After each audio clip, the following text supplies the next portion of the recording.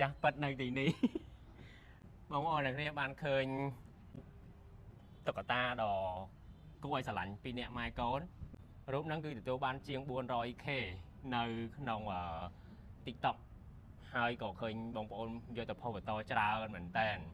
នៅក្នុង Facebook ណាហើយឥឡូវរូបនេះគឺបាន print នៅលើកសែងនេះនេះភួយបាទអាចយកតាមខ្លួនបាន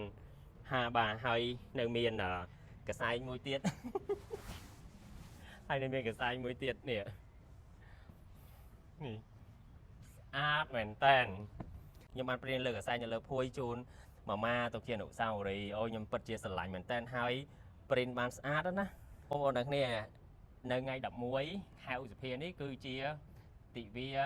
ដឹងគុណម្ដាយអញ្ចឹងកាដូនេះខ្ញុំគិតថាគឺជាកាដូពិសេសមែនតើដែលអាចយកទៅជូនអ្នកមានគុណបានទុកជាអនុស្សាវរីយ៍ជាភួយជាកសែងខ្ញុំ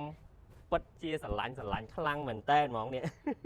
អញ្ចឹងអរគុណមែនតើគឺខ្ញុំបានពី Jelly and Jam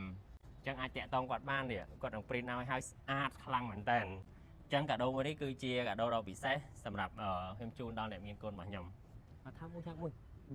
ទៅថាមួយនេះអូបែតិចអអរគុណម៉ាម៉ាសម្រាប់ក្តីស្រឡាញ់លើលោកនេះខ្ញុំស្រឡាញ់ម៉ាក់របស់ខ្ញុំជាងគេ